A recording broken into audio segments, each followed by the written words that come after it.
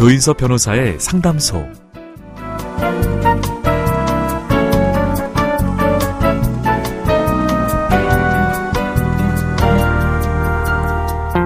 새 구두를 신었을 때 발 뒤꿈치가 까지고 발가락에 물집이 잡혀서 고생하곤 하죠. 그런데 여러 번 신다 보면 어느샌가 구두는 내 발 모양에 딱 맞게 늘어나서 한결 편안해집니다. 어쩌면 지금이 바로 그런 시기가 아닐까요? 구두가 내 발에 꼭 맞게 늘어난 것처럼 내 마음도 편안해지는 때가 올 겁니다. 그렇게 되면 봄길을 사뿐사뿐 걸어봐야 되겠죠. 조인섭 변호사의 상담소 지금 문을 열겠습니다.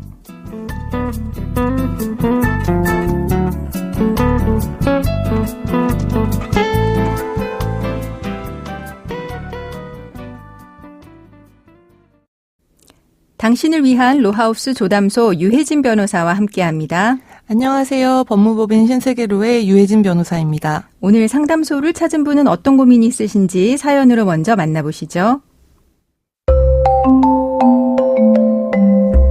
아내와 저는 결혼한 지 20년 정도 된 부부입니다. 우리는 와인 동호회에서 처음 만났습니다. 취향이 비슷해서 끌렸고 빠르게 가까워졌죠. 연애 시절만 해도 아내는 술을 과하게 마시지 않았습니다. 다양한 와인의 맛과 향을 탐험하는 것 자체를 즐겼습니다. 그런데 시간이 지나면서 아내는 취하는 즐거움에 빠졌고 결국 알코올 중독으로 이어지게 됐습니다. 결혼한 이후에 아내의 음주 습관은 더욱 심각해졌습니다. 주사가 발동하면 욕설을 하거나 물건을 던지는 건 늘 있는 일이었고 심할 때는 아이들을 때리기도 했습니다. 참다 못해 이혼하자고 했습니다. 그러자 아내는 절대 안 된다면서 원하는 걸 다 들어주겠다고 싹싹 빌었습니다. 그래서 과거 음주 폭행에 대한 위로금으로 5천만 원을 받기로 하고 한 번 더 음주 폭행을 하면 추가로 5천만 원을 더 받기로 합의서를 썼습니다. 그럼에도 불구하고 아내의 음주 폭행은 갈수록 심해졌습니다. 집에서 소란을 일으켜 경찰에 체포된 일도 있었습니다. 아내는 합의서에 따라서 1억을 줬습니다. 1억을 받았지만 제가 겪은 고통과 마음의 상처는 회복되지 않았습니다. 결국 이혼 소송을 결심했습니다. 현재 아내는 절대 이혼만은 안 된다고 합니다. 그리고 이미 1억을 줬기 때문에 더 이상의 위자료는 줄 수 없다고 합니다. 아내와 이혼하고 위자료를 더 받을 수는 없는 걸까요?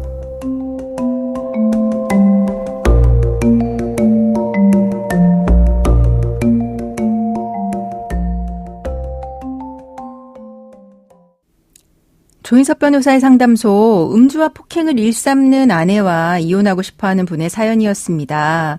이분 음주 폭행에 대한 위로금으로 1억을 받으셨다고 하셨는데 사실 원하셨던 건 돈이 아니라 아내가 술을 끊는 게 아니었을까 싶습니다. 저희 사무실 찾아주시는 의뢰인분들 중에서도 돈보다는 배우자의 진심이 담긴 사과, 반성 또는 달라지는 모습을 바라시는 경우가 종종 있습니다. 네, 그렇죠. 근데 그렇게 진심이 담긴 사과나 이제 반성 이런 거를 많이들 안 하시는 것 같아요. 네, 그게 문제인 것 같습니다. 네. 일단 사연자분 같은 경우는 아내의 음주 폭행으로 많은 고통을 받으셨어요. 배우자의 음주 폭행, 이거 이혼 사유에 해당하겠죠? 네, 법원은 부부 사이의 폭력 행사는 어떠한 이유에서도 정당화될 수 없다고 보고 있습니다. 따라서 배우자의 음주 폭행은 재판상 이혼 사유에 해당합니다. 네, 그런데 사연자분은 아내의 거부로 이혼을 지금 이제 못할까봐 걱정하고 있는데, 그러면 재판상 이혼 사유라고 하면 아내가 거부하더라도 이혼이 가능하다는 이야기겠죠? 민법은 재판상 이혼 사유 중에 하나로 혼인을 계속하기 어려운 중대한 사유를 정하고 있습니다. 네. 이때 혼인을 계속하기 어려운 중대한 사유란 부부간의 애정과 신뢰가 바탕이 되어야 할 혼인의 본질에 상응하는 부부 공동 생활 관계가 회복할 수 없을 정도로 파탄되고 혼인 생활의 계속을 강제하는 것이 일방 배우자에게 참을 수 없는 고통이 되는 경우를 말합니다. 네. 혼인을 계속하기 어려운 중대한 사유를 판단하는 기준으로는 혼인 계속 의사 유무, 혼인 생활 기간, 자녀의 유무, 기타 혼인 관계의 여러 사정을 두루 고려하게 되는데요.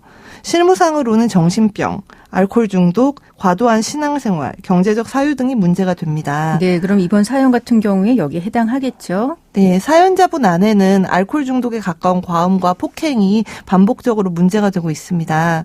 따라서 혼인을 계속하기 어려운 중대한 사유에 충분히 해당할 수 있고 아내가 이혼을 거부하더라도 사연자분은 이혼은 하실 수 있습니다. 네, 그러면 이제 위자료 문제에 대해서 저희가 알아봐야 될 것 같은데요. 우선 위자료가 무엇인지 설명해 주세요. 위자료란 부부의 이혼에 책임이 있는 배우자, 즉 유책 배우자에게 이혼으로 인한 정신적 고통을 이유로 청구하는 손해배상금입니다. 네, 그러면 위자료가 정신적 고통에 대한 배상이라면 재산분할과는 다른 거죠?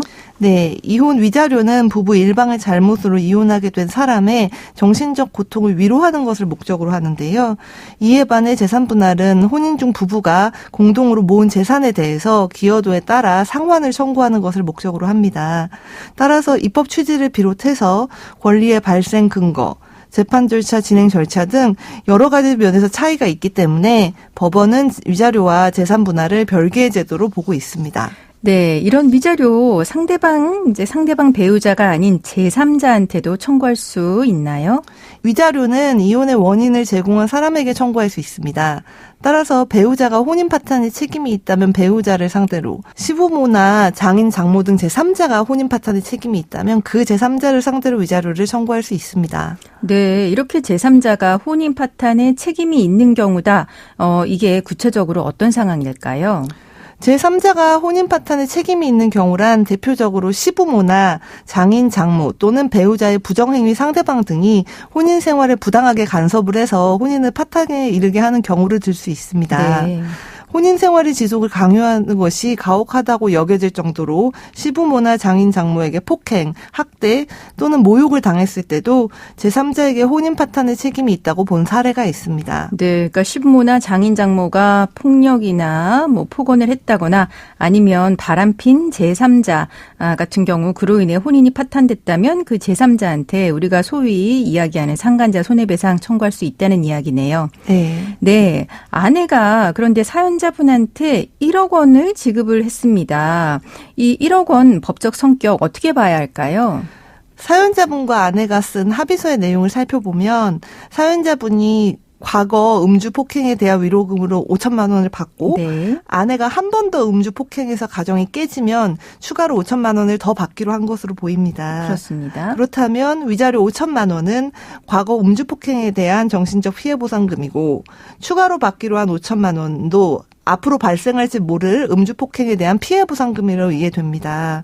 따라서 사연자가 실제로 지급받은 1억 원은 넓은 의미의 위자료에 포함됩니다. 네, 그러면은 1억 원의 위자료를 받았는데 그거 이외에 이혼 소송을 하면서 추가로 아내한테 위자료 받는 거 가능할까요? 혼인 파탄 사유가 과거 음주 폭행과 추가 음주 폭행의 범위를 벗어났느냐에 따라서 달라질 것 같습니다. 네. 그런데 사연자분 같은 경우에는 합의서 작성 후에 아내의 추가 음주 폭행이 발생해서 총 1억 원을 지급받고 결국 이혼을 결심한 것으로 보이는데요. 네. 그렇다면 아내의 추가 음주 폭행의 위자료는 1억 원에 포함되었다고 볼 여지가 있습니다. 사실관계가 분명하지는 않지만 만약 1억 원을 지급받은 후에 추가로 음주 폭행이 없는 상태에서 이혼 소송을 하고 위자료를 더 청구하려고 하는 거라면 인정되기 어려울 것 같습니다. 네. 반면 사연자분이 1억 원을 지급받은 후에도 계속해서 아내의 음주 폭행으로 고통받았고 이러한 사실을 증거 등으로 입증할 수 있다면 추가로 위자료를 청구할 수 있습니다. 네, 그럼 지금까지 상담 내용을 정리해 보자면 사연자분은 아내의 음주 폭행 때문에 많은 고통을 겪으셨어요. 이는 이혼 사유에 해당합니다. 그렇기 때문에 아내가 이혼을 거부하더라도 혼인을 계속하기 어려운 중대한 사유로 이혼 청구할 수 있습니다. 위자료와 관련해서는 사연자분은 아내와의 합의서에 따라서 이미 1억을 지급을 받으셨어요. 이거는 넓은 의미의 위자료로 볼 수 있기 때문에 추가 위자료 청구가 가능하냐 여부는 아내가 추가로 음주 폭행을 한 사실이 있을 때 가능할 것 같다라고 답을 해주셨습니다. 지금까지 법무법인 신세계로의 유혜진 변호사와 함께했습니다. 감사합니다. 조인섭 변호사의 상담소는 유튜브와 홈페이지를 통해서 다시 듣게 하실 수 있습니다. 궁금한 점이나 건의할 사항이 있으면 홈페이지 상담 게시판에 글 남겨주세요. 법무법인 신세계로에 따로 연락을 주셔도 좋습니다.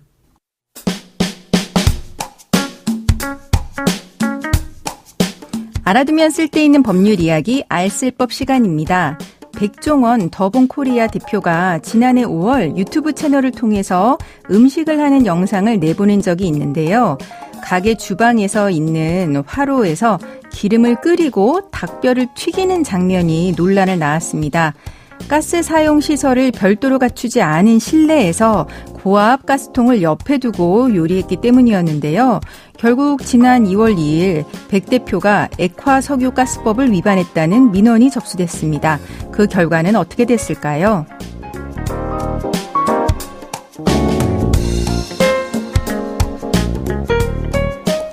지난 2월 2일 국민신문고에 민원이 접수됐습니다.